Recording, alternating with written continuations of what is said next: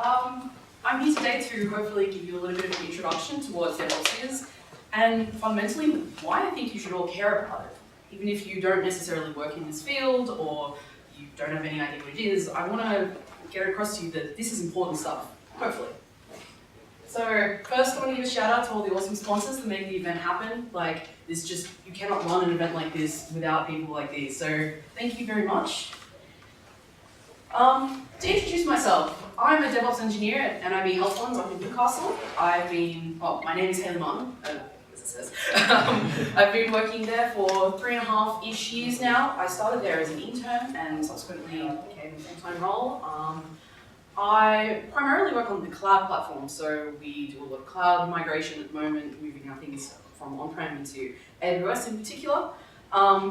I do a whole bunch of things as a part of that, a lot of automation, a lot of infrastructure, security, tooling, pretty much anything. I'm probably got my hands in it. You can find me on various socials as listed. I made a Twitter account a couple of days ago, so feel free to shout out. So I want to get a feel for the room, because this is the junior dev track, so I'm not quite sure what everyone's sort of experience level is at. So have you heard of DevOps before? Raise your hand. Oh, that's actually most of the room, which is pretty good. So who in here has actually worked in the less glamorous side of IT? So who's maintained code or who's been on the operations side? That's a lot fewer. That's good. That's good. I just want to, get a feel. Last of all, who in here has been up at 2 a.m. solving a problem that they did not cause? Me? Yes. I feel you. I just got off call yesterday. So shout out to all the people on call. So that tells me that most of you probably think of this when you think DevOps. You think of infrastructure automation tools. You think of build automation, continuous delivery tools. You think of the cloud platforms. You think of containers and heck, even serverless things nowadays is the big rage. You might think of version control, you might think of chat ops, you might think of DevSecOps, you might think of many numerous buzzwords that we have to describe everything that I sort of do on a daily basis. But when you talk about tools as being the primary thing that DevOps is about, you're missing a huge part of the equation, and in my opinion, the most important part of the equation. So there's a man called Patrick Dubois, and he is the so-called godfather of DevOps. He said this about DevOps. DevOps is a human problem. When you talk about just the tools, you're missing the fact that DevOps is a cultural movement, that there is so much more to it than just automating your packages to go to production. If you don't have all the requisite cultural components to go with it, you're not going to achieve the full benefits. So you may be disappointed to know that DevOps is not the tools, and I'm not going to spend too much time talking about the tools today. I know a lot of people are interested in hearing about how you might do all these sorts of things, but I think it's important to understand where DevOps comes from, what the core of DevOps really is. DevOps is about breaking down the barriers between teams. It's about having a culture of trust. It's about psychological safety, being able to fail in a way that you can recover from it and not get judged for it. It's about continually improving. It's about having diversity of thought that feeds back into your continual improvement.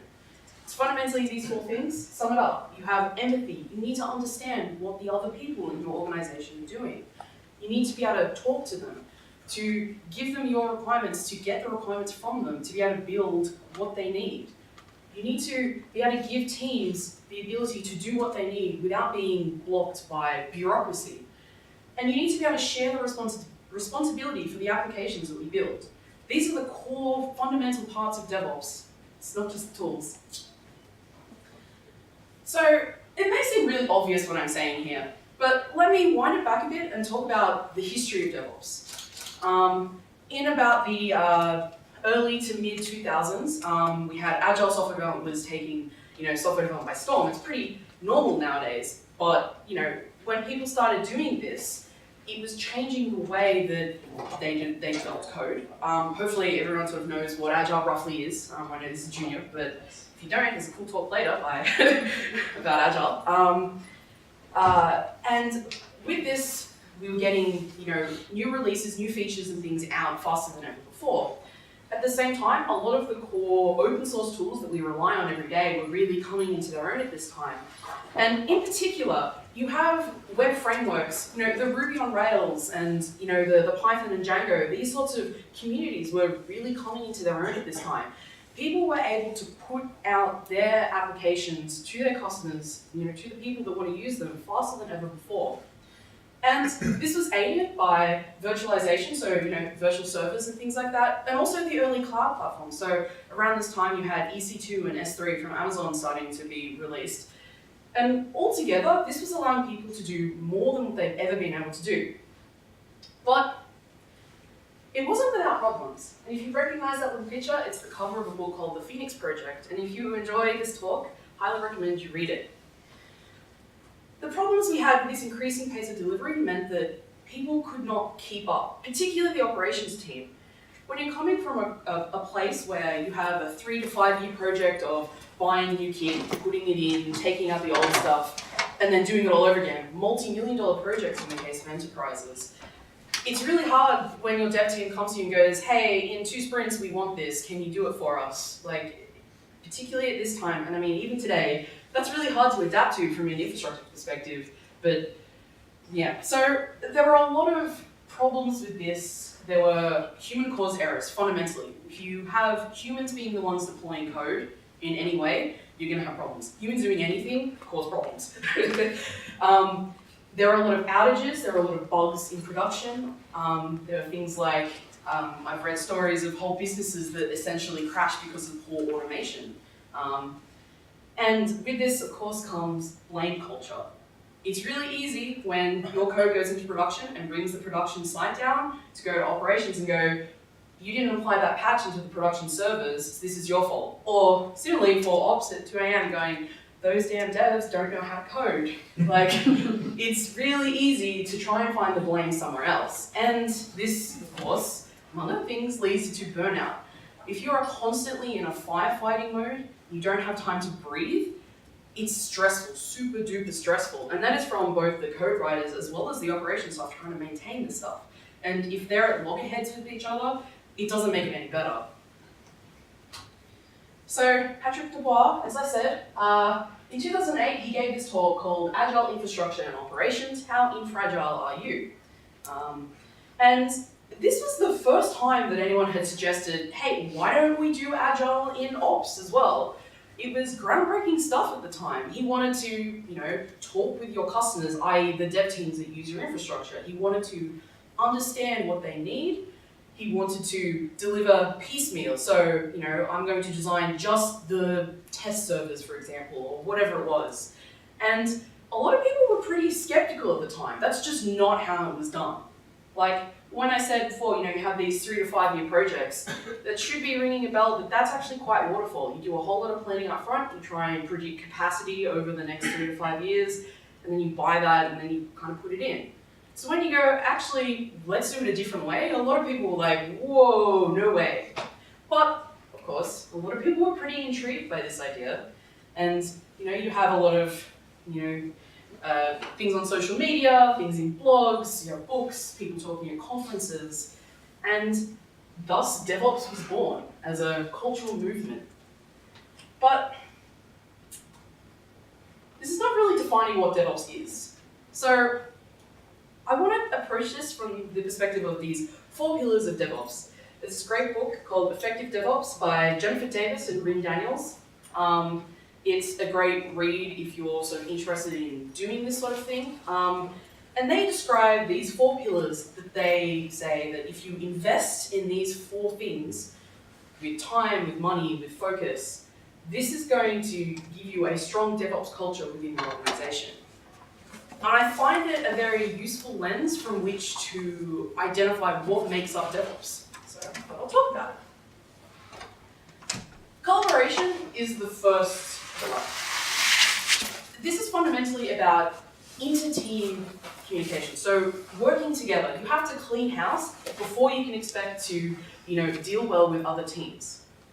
So DevOps has a lot of roots within Agile. So, delivering features iteratively, code review, this is a kind of a big thing. Moving from manually setting up servers or having some pokey bash scripts that set up your SSH into every box, like moving away from this into infrastructure as code and well beyond that is a big thing, particularly for the operations stuff. But it allows you to review code, it allows you to have backups of changes, it allows you to be more sure that what you're pushing out is not going to break everything. Pairing and mentoring, I think, are very key components as well. Again, this is a big shift in culture and ideas. So if you encourage people to work together, if you encourage people to teach what they know to other people, you have this, it essentially builds upon itself to reinforce the culture and, again, create that blameless center where you can experiment, you can try things, you might fail on the way, and that's okay, because people are there with you who can help you out. And that, of course, leads to psychological safety. I think this is a key thing within all of development. The idea of being okay with failure, being okay to criticize what you're doing, being, maybe we could do that better, maybe we can improve this. Being able to approach a failure that happened, say, for example, there was an outage in production, being able to approach that in a blameless way, such as blameless postmortems, you look at the failures of process that led up to this, rather than pointing the finger and blaming someone else. If you can do that within your own teams, you have a very great environment to work in. And, excuse me, the also important is, of course, you have to actively advocate for this diversity piece. You need to have, if you want continuous improvement, you need to have an influx of different ideas. If you're just getting the same people in, you're going to get the same ideas out. So actively advocating for diversity of backgrounds, experience, and thought, having different people work together, gets you to a better place in the end. Affinity is the second pillar of DevOps. It's one of my favorite names, so I have to put it in. Affinity is the inter-team communication, so how you work together with other teams. It may be the operations team, it may be other development teams, it may be completely other business teams, such as your business analysts or something like that. But I'll focus on the development and operations team coming together here, because that is a keystone of what DevOps is about. You want to avoid the over-the-wall mentality where, we're finding dev, it's an ops problem now. This is just going to exacerbate that blame culture and constantly put the ops team into firefighting and a defensive mode. So breaking down organizational silos is really important in this case. You need to have people working together. At NIB, we actually work a lot in cross-functional teams. So you have DevOps capacity working together with developers and UXs and QAs and everyone else that's in there, so that you can have people that are on the ground understanding what's going on.